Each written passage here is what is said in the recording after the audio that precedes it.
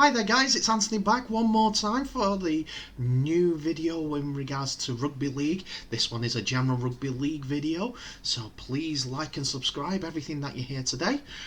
Go follow me on Twitter as well at AntJH1981, and I will keep you up to date with everything that's going on. Please give me some positive feedback on how these videos are progressing. Any good comments, any bad comments, be happy to take them on board so that I can improve and get you the videos that you need. So first of all, this video is on our channel with a name now called Held Dominance. If you're wondering where that's come from, it's a play on the actual words that the referee said when a defender wins a tackle while playing rugby league. So the referee shouts held and then determines whether it's a dominant or not tackle, and they will shout dominance out, but I played it on dominance because I want to dominate rugby league's talk in bringing you all the information for this channel and also rugby league in general. That will get me helps and that will get you helps, all the information that you want. So I was a bit word salad in my last video, so you may have saw that gazelle over my left shoulder, a bag courtesy of Gazelle Sports. Well, the reason why I've got that is because I have got merchandise to give away, and I will deliver that to anyone that is selected in the comments for the next few videos. That gets me up to 100. As soon as I get to 100, I'll be selecting at random 10 people. And they'll each get a t-shirt each, free of charge and also free delivery, just so that we can say thank you for supporting the channel. That's what we're trying to say in the last video, so thank you very much if you didn't understand too much of that. Now in this video we have got a lot of information.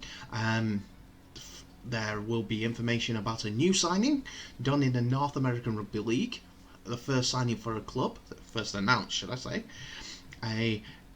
the reveal of the Combine All-Stars coach for their friendly against England on June the 25th, and also the rumours of a potential player move from the NRL to the Super League. So sit back and enjoy. So the first part of this video is to do with New York Rugby League, as they have announced their first major signing for the new NARL season, and that is USA international Joe Eichner, and that's on a 12-month deal.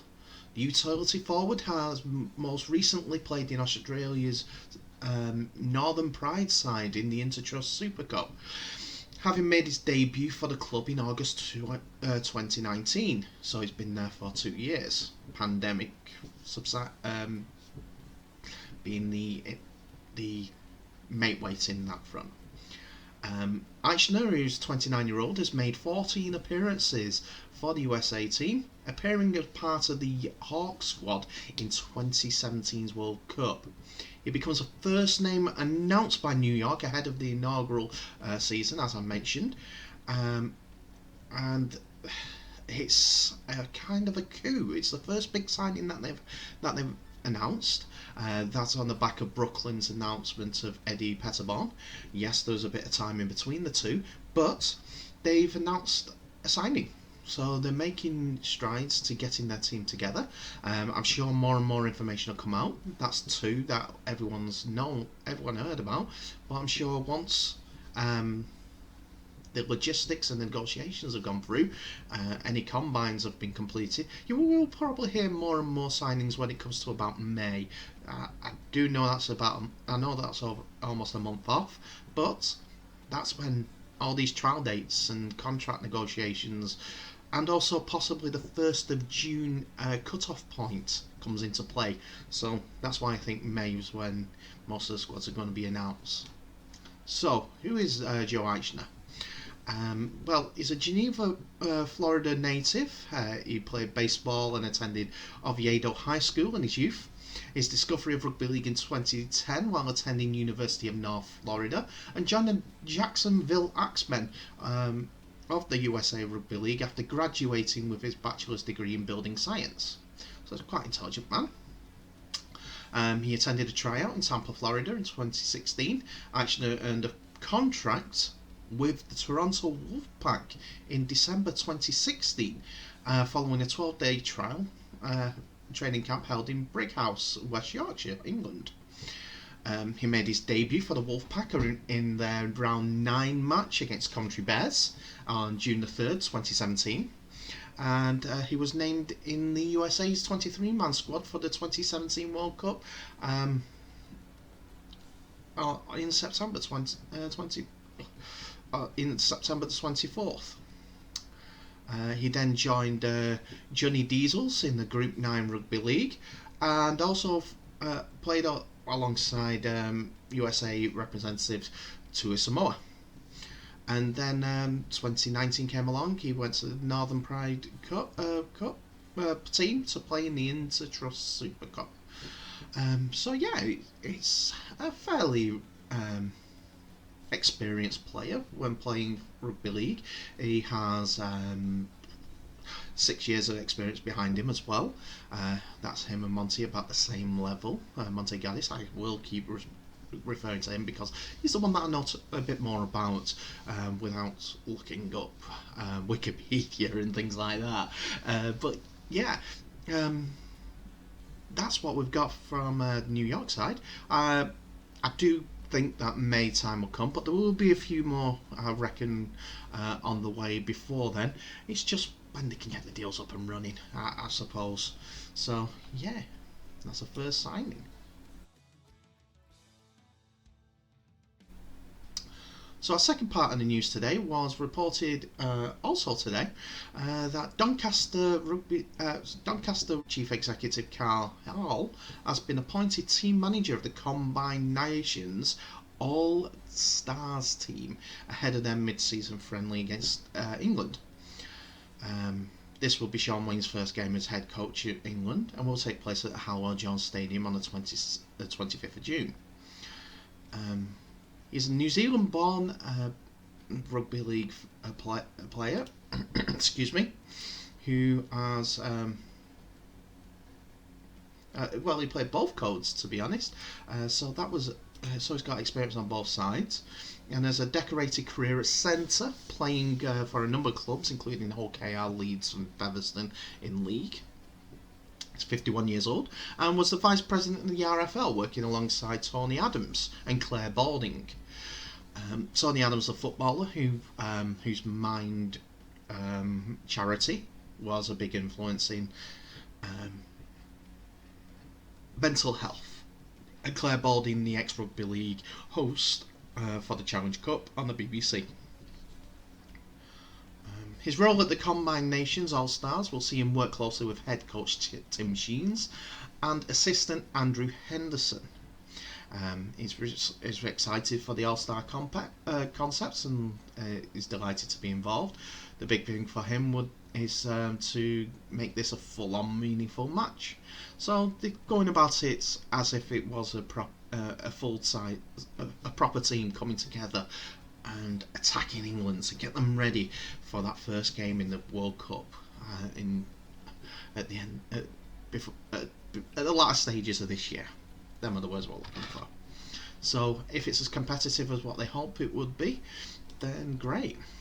So we know Tim Sheens is the head coach there, but Carl Hall has a advisory side to manage the overall and underall of the actual team itself. Getting them together, providing logistics, the usual thing.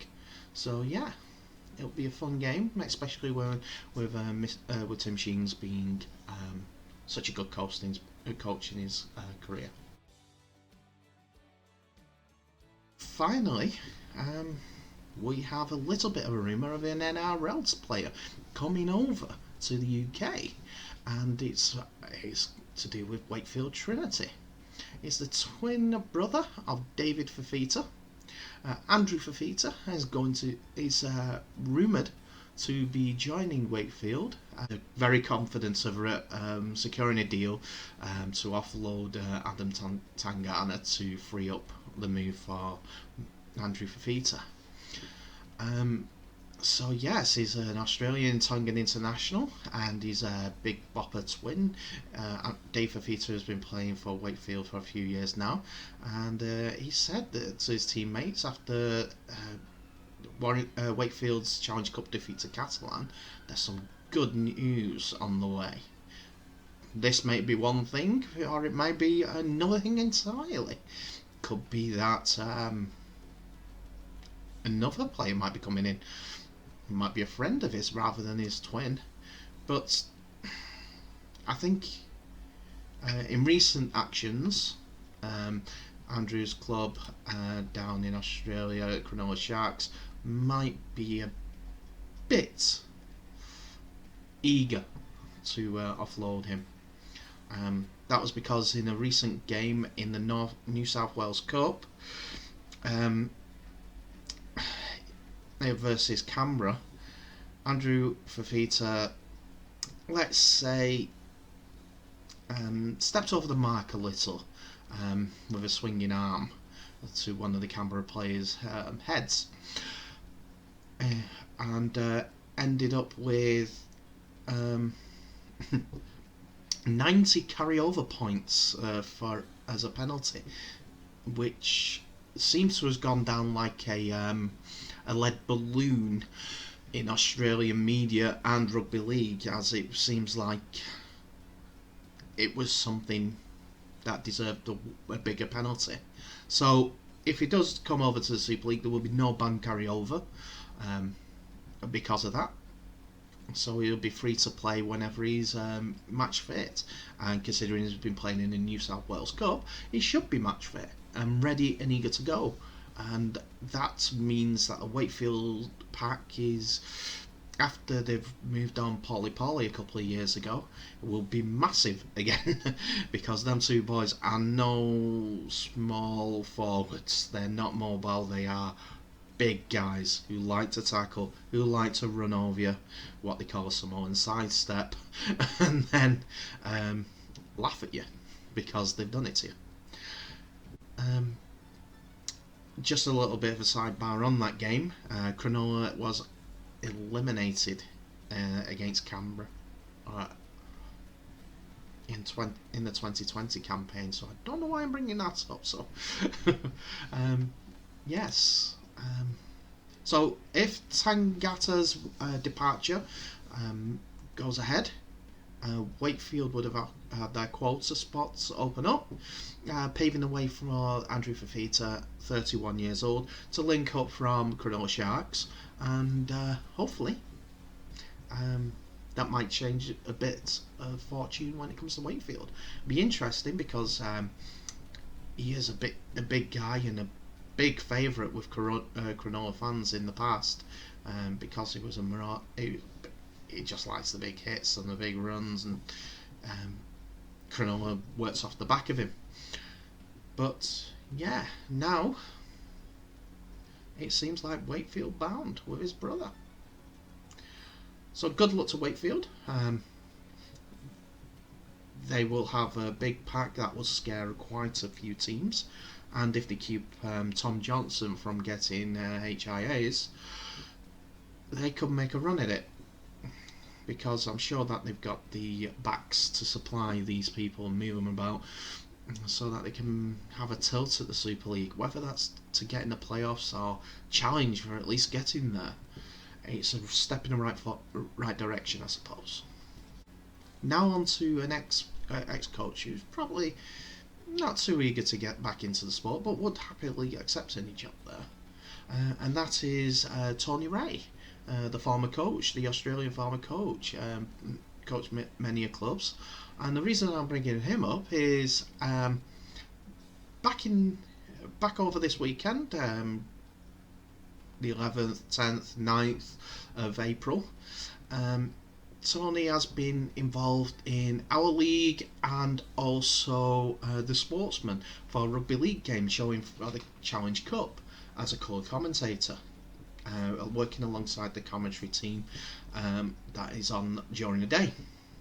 And the feedback, because of his knowledge and his way of putting the points across, was flowing better than most people. Didn't go into technical jargon, didn't go into rugby specific jargon.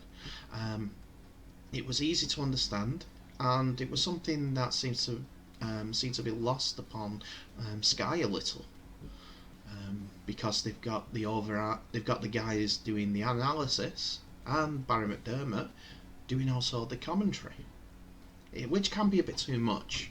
Barry keeps it real because he was a big forward who loves the biff of it all, and they also got the referees, and it seemed a bit stagnate because they were all there all at once. Tony did a few games, excuse me, and he wasn't on every single game, but he was on enough games to make people sit up and notice that how good of a colour commentator he was. Every time that BBC seems to drag him out to colour commentate, he seems to do a fantastic job. So I won't be surprised if we see him more as it goes on. Maybe even see him on Sky in the future. But yeah, well done, Tony Ray. I did enjoy the commentary for York versus Wigan. Analysing the young guys that were playing, giving them the massive props because they did really well under the circumstances. Was knowledgeable about the actual squad as well. That he was speaking to the coach of York before the game, and they weren't sure if what 17 they were going to play. They were having a meeting to see who was fit. I think that was a commentator rather than Tony, but he did put that across and did appreciate the efforts very well of York, who, even though they got nailed, did put up a great fight, didn't get overawed or anything like that. Again, with the level difference and semi-pro to pro, considering it's Wigan who was the Super League Grand Finalists, the second place team in that final. They did really well. Another one that came up today as well was the coach of Warrington Wolves giving Swinton Lions a massive pat on the back because of their work rate, the way that they played, the way that they got the points on the board as well. He seemed to be very happy and appreciative of what Swinton did, considering that they're supposedly a mid-table-ish, bottom of the table-ish team in the Championship. But the Warrington coach pats them on the back as well because they game and get Warrington a real good going, and Warrington had to fight for that for their ultimate win. Anyway, that's all from me this time. Like and subscribe. Thank you very much for your time. Again, follow me on Twitter at AntJH1981, and also keep an ear out for if once 100 subscribers come along, because the merch will be coming to you, hopefully. Anyway, have a good evening. Bye now.